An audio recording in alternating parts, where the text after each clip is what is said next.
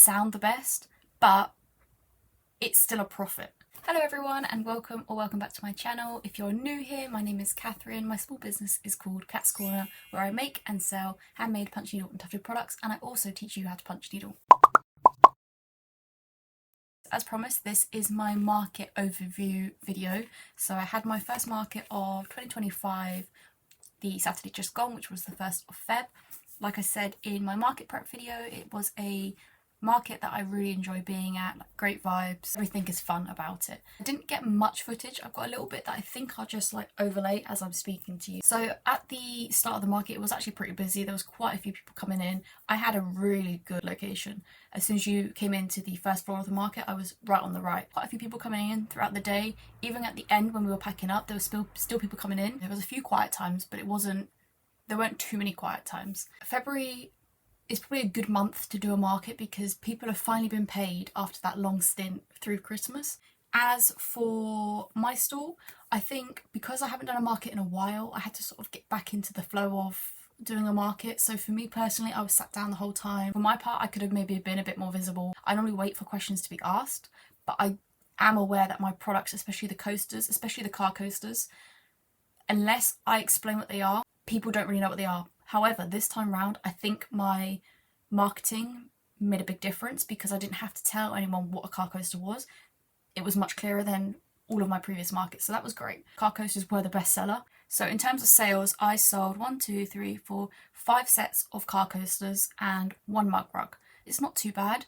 So that was a total of £48. However, with the fees, it's £47.16. The market stall was £25, parking was £5, and I did pay £2 for like a charity raffle. So taking that away from how much I took in, that leaves me with £15.16. So it doesn't sound the best, but it's still a profit. Everyone that bought the car coasters were really amazed by them. There was at least one lady who just couldn't get over it. Like, she was just obsessed. And I was like, that's what I like to see. I like to see people that are just like, wow, this is so cool. Especially when it's art, especially when it's handmade, especially when you're adding a price tag. I don't think I heard anyone this time round have a comment about pricing or anything. I took less stock this time round, and I think I'm definitely going to continue doing that because, especially with my products being so colourful, I think personally it can be a bit overwhelming for people. So whilst I've got all the stock I currently have before I transition into like the new phase, I will be taking less stock, so it's easier to see. There's less options, so it's easier for people to make a choice. I had a good time as well, and also I wasn't on my own this time round. I did have my partner with me, and that's always great because we do these markets together. We know how it works. He knows how to run it when I'm not there. He knows how to set up. He knows how to pack down. Everything runs smoothly. I don't really think I have much else to say on the market, and because of that, I did put up some question boxes to try and fill out this video a bit longer. So I put some boxes up for you guys to ask me just general questions, and I will answer those now.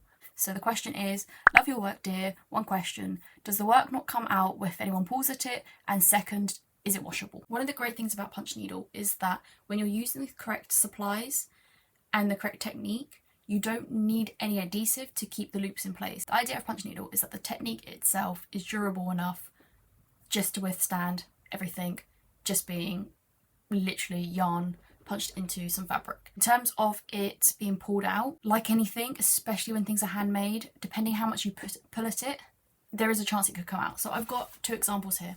This one is an older mug rug, and it has been PVA'd and it has been hot glued with felt. This one is a newer one. I haven't PVA glued it, but obviously I have hot glued the outside. When you haven't added a back in, if you have any pulls on this side, you can easily go back to this side and carefully pull the loops back through. Obviously, if you've glued it, you can't really do that. With this being bare, you can not only wash it easier because obviously there's nothing, it's literally just cotton straight through.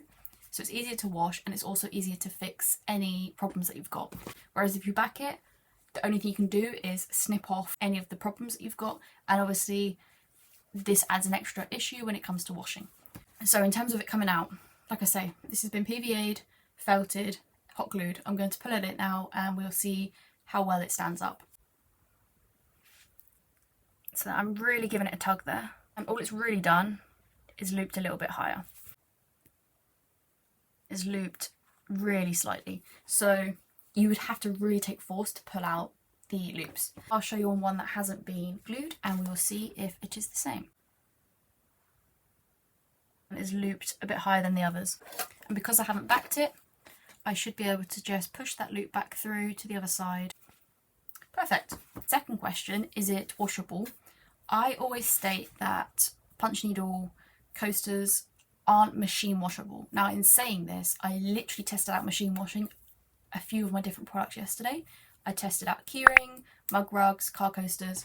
I tested out white felt, black felt, and that was actually on a 30-degree wash, and it wasn't delicate or anything. It was just a standard 30-degree wash with other clothing. So the reason why I don't suggest machine washing is because it can be quite rough on the coasters, and the friction can cause either the loops to flatten completely, it can cause the felt to bobble, and depending how well the piece is made, it might not hold up. However, the pieces that I put through the wash did hold up. Not only did they hold up, they actually didn't come out too bad. There was a few that had bobbled on the back of the felt and a few that had been flattened slightly, but otherwise they didn't come out too badly. What I did do is I put them all in a separate bag before putting them into the wash, so they didn't move around too much. However, obviously they would have been moving around amongst each other, which I think is where some of the bobbling and some of the flattening came from. If you had separate bags for everything, it might turn out a bit better. In saying that, the way to wash a coaster is just to spot clean. Lint rollers are perfect for picking up dust, loose fibres, loose threads, anything like that. Just giving them a little lint roll on both sides is perfect. As for washing them, spot cleaning. So as soon as something spills on a coaster, you want to get a clean paper towel and just blot it on the spill. Don't rub it, just blot it to try and soak up that liquid. Once that has soaked up the majority of the liquid, you can get a little bit of water and a little bit of mild, like unscented soap, whatever you want to call it. Rub it on gently and then rinse it off. Again, like I'm saying with the backing, if your coaster doesn't have a backing, obviously it's going to be easier because the liquid's only going to go into the cotton fibres, it's not going to soak into anything else. Whereas something like this, the liquid will soak between the two layers or whatever you spilt on it, and it's going to be harder to wash. So it does depend how your coaster's been backed. I did spill something on this coaster. I think it's on this eye. You can slightly see it's slightly discoloured against the rest. Back has got felt, so I was still able to try and clean it. It wasn't the best, but I did what I could do. Best thing is to try and soak up that liquid as quick as possible and just be really gentle with your washing of it. So the next question is your opinion on how to finish the back of a coaster. Funny enough, I am currently debating how to go forward with finishing my coasters. I think I quite like the idea of them being unbacked, unglued, the only glue being the hot glue. The only thing with this is the fact that monk's cloth frays, so that is a questionable part of where I'll go from there. It might be that I will move on to either sewing my felt on instead of gluing the felt on, or I might buy wool felt instead of polyester felt. So I mean, for now, I think I'll probably just stick to hot gluing felt on. I do my best to use the thinnest, the smallest amount of hot glue when applying it. I am tempted to omit the hot glue completely, even from before doing this stage, and just sewing backing felt on so that there's no glue used at all in my products. That's another thing I'm thinking about. But when it comes to backing your own personal coasters, it is just a preference. Obviously, hot gluing felt is the quickest, easiest way. Sewing is obviously a bit more technical, but it does give it a bit more of a handmade feel. Adding felt does make it a bit more rigid, and having nothing, it's a bit more floppy. However, you're using it as a coaster and it's flat anyway, so it doesn't matter if it's a bit thinner because it's being placed flat. The other thing with adding felt onto the back of a coaster, or the other thing about using a coaster in general, is that obviously when you place a hot mug on something of fabric, there will be condensation that comes through and the back of the coaster will become a bit damp, and maybe your surface will be as well. What you can do is you can buy like thin cork backings to put on, so then the liquid doesn't soak through. Obviously I think the liquid would still go through the few layers, it just won't come out the other side. I do recommend not putting your hot mug straight onto your coaster. Obviously you're making your drink in your kitchen, adding your milk. By the time you come to put it on your coaster, the drink probably would have cooled down a bit anyway. You don't want to be putting a boiling hot mug or glass of drink straight on here, because the condensation from the the hot drink will seep through here. And obviously the more that happens, the more it's going to affect the durability of the piece. But in terms of backing it, I'm still unsure of how I'm going to go forward with it. I don't know officially how I'm going to, when I make new products, how I'm going to move into that. Okay, so questions about a bit more YouTube-y stuff like that. So the first question is how to feel less embarrassed about posting on socials for your small business. Tips welcome. That was a big thing for me because prior to when I started to post like my face on my socials, I didn't want to do it. I didn't want to have to record my own voice. I didn't want to have to listen back to my own voice. I didn't want to do any of that. The only thing I can say to you is you just have to do it to become more confident doing it. So even though I do this, I'm not comfortable filming in public still. That's another thing I have to get used to. But you are never going to feel comfortable until you try. One thing you can do is just set yourself a little task, like every day, sit down in front of your camera, just film something random. Don't need to post it anywhere, just get used to talking to the camera. And then what you can do is just start making little videos that you post. And you gradually make it up more and more until you get to that point where you do feel more comfortable. I wish I'd started all this sooner, but obviously I didn't because I was restricting myself thinking, oh, too embarrassed to do that. If this is anything, start today. Start small today because you will thank yourself in X amount of time that you started today. Last question is how to get started on YouTube. YouTube, I only started at the end of August, and like the last question, I should have started sooner. My partner was telling me to start sooner and I didn't because I found YouTube scary, but I'll be honest, I think it's now officially my favourite platform to make content for. But in YouTube, make that account, post your welcome video, just literally your first video can be what your channel's going to be about, post that, have no pressure on yourself of how often to post or when to post. Just make an account, make that first video, and then you can start experimenting and getting more fancy with your editing and all that stuff. Watch other people's videos, see how they do all their format, but first and foremost, just post that first video.